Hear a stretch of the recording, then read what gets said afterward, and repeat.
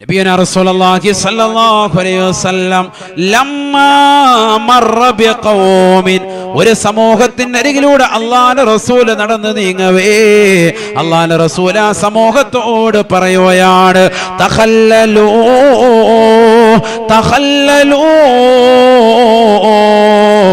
തഖല്ലലൂ, ഒന്ന് പല്ലുകുത്തണേ പല്ലുകുത്തണേ, നിങ്ങൾക്കിടയിൽ ഇതാ പച്ചമാംസം ഞാൻ കാണുകയാ. തഖല്ലലൂ. ഉടനെ അവർ അല്ലാഹുവിന്റെ റസൂലിനോട് പറയുകയാണ്, ഫവല്ലാഹി മാ തുഇംനൽ ലൗമ തുആമാ, അല്ലാഹുവിന്റെ റസൂലേ റസൂലേ, ഇന്നത്തെ ദിവസം ഞങ്ങൾ ഭക്ഷണം കഴിച്ചിട്ടില്ല റസൂലേ. ഒന്നും കഴിക്കാത്ത ഭുജിക്കാത്ത ഞങ്ങളോട് എന്തിനാണ് പല്ലുകുത്താൻ പറയുന്നത് റസൂലേ? അല്ലാഹുവിന്റെ റസൂലുടനെ പറയുകയാണ്, ഇന്നീല അറാ ലഹമ ഫുലാനിൻ ബൈന സനായാകും, ഇന്നാലിന്റെ മനുഷ്യനെ കുറിച്ച് നിങ്ങൾ വട്ടം കൂടിയിരുന്നുകൊണ്ട് ഫനായും ഫസാദും പറഞ്ഞില്ലയോ? അദ്ദേഹത്തിന്റെ പച്ചമാംസം നിങ്ങളുടെ പല്ലിന്റെ ഇടയിൽ ഞാൻ കാണുന്നുണ്ട് കൂട്ടരെ. അതുകൊണ്ട് തഖല്ലലൂ, അത് നിങ്ങൾ കുത്തിക്കളയണേ എന്ന് ഹബീബായ റസൂലുള്ളാഹി. മറ്റുള്ളവരെ കുറിച്ച് ഫനായും ഫസാദ് നിങ്ങൾ പറഞ്ഞില്ലേ?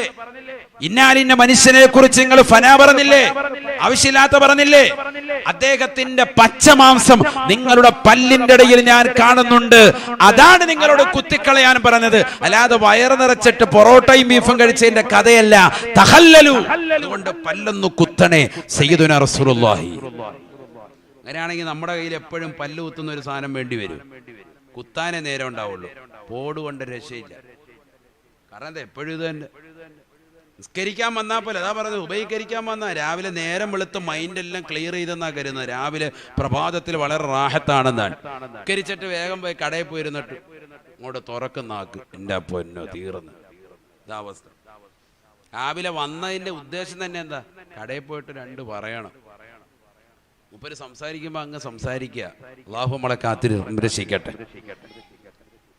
മൊത്തത്തിൽ പറയാൻ പല സ്ഥലങ്ങളിലെ അവസ്ഥ ഇതാണ്. ഇവിടെ അങ്ങനെ കടയുണ്ടോ വർത്താനം ഉണ്ടോ എന്ന് അല്ലാഹു അല, ഉണ്ടെങ്കിൽ മാറ്റിക്കോ. അല്ലാഹു നമ്മളെ കാത്ത് സംരക്ഷിക്കട്ടെ. നാവ് നന്നായിക്കോ.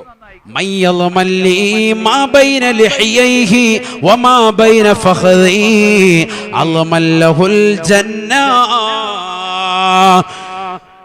രണ്ട് താടിയല്ലുകൾക്കിടയിലുള്ളതാകുന്ന അവയവത്തെയും തുടയല്ലുകൾക്കിടയിലുള്ളതാകുന്ന ജനനേന്ദ്രിയത്തെയും ആരൊരുവൻ സംരക്ഷിക്കാമെന്ന് എന്നോട് ജാമ്യം നിന്നാൽ അൽമല്ലഹുൽ ജന്ന, അവന് സ്വർഗം കൊണ്ട് ഞാൻ ജാമ്യമാണ് ജാമ്യമാൻ. ഹബീബായ ഷഫീആയ റസൂലുള്ളാഹി. രണ്ട് അവയവം, ഈ രണ്ടവയവത്തെയും ഹറാമിൽ നിന്ന് കാത്ത് സംരക്ഷിക്കാമെന്ന് ജാമ്യൻ ആരെങ്കിലും നിന്നാൽ അൽമല്ലഹുൽ ജന്ന, അവന് ഞാൻ സ്വർഗം കൊടുക്കും സയ്യിദുനാ റസൂലുള്ളാഹി. അവന് സ്വർഗം ഞാൻ വാങ്ങിത്തരാം സയ്യിദുനാ റസൂലുള്ളാഹി. ചങ്കൂറ്റമുണ്ടോ പെരുമാതറയിലുള്ള പ്രിയപ്പെട്ട വിശ്വാസി സമൂഹത്തിന്? ചങ്കൂറ്റമുണ്ടോ റസൂലുള്ളാഹിയുടേതാകുന്ന ഈ ഒരു വചനം ഏറ്റെടുക്കാൻ? ഉണ്ടോ? ഉണ്ടോ? ചങ്കൂറ്റം ഉണ്ടോ? ഏതൊക്കെ രണ്ടവയവം? ഒന്ന് നാവ്, രണ്ട് താടിയല്ലുകൾക്കിടയിലുള്ള നാവ്, മറ്റൊന്ന് തുടയല്ലുകൾക്കിടയിലുള്ള ജനനേന്ദ്രിയം, ലൈംഗിക അവയവം. ഇത് രണ്ടും ഹറാമിലേക്ക് പോകാതെ സംരക്ഷിക്കാമെന്ന് ജാമ്യം നിന്നാൽ ഉറപ്പ് ഞാൻ സ്വർഗം കൊണ്ട് ജാമ്യം സയ്യിദുനാ റസൂലുള്ളാഹി. അതൊക്കെയാണ് വാക്ക്. നബി പറഞ്ഞാൽ പിന്നെ ഒരു രക്ഷയില്ലല്ലോ. നബി ഉറപ്പായിട്ടും കിടത്തും. സുജൂദിൽ കിടന്ന് എൻ്റെ ഉമ്മത്ത് മുഴുവനും സ്വർഗത്തിൽ കിടക്കുന്നത് വരെ ഞാൻ സ്വർഗത്തിൽ സുജൂദിൽ കിടന്നുകൊണ്ട് ശുപാർശ ചെയ്യുമെന്ന് ഹബീബ് റസൂലുള്ളാഹി. ആ പ്രവാചകരാ പറയുന്നത്. അതുകൊണ്ട് നീ ഉറപ്പിച്ചോ, ജാമ്യം നിൽക്കാൻ തയ്യാറാകണം. ഇത് കഴിഞ്ഞിട്ട് പോയി വാട്സാപ്പിൽ പോയി ചാറ്റിംഗ് ആണ്, പിന്നെ അങ്ങനെ രക്ഷപ്പെടും. അല്ലാഹു നമ്മളെ കാത്ത് സംരക്ഷിക്കട്ടെ.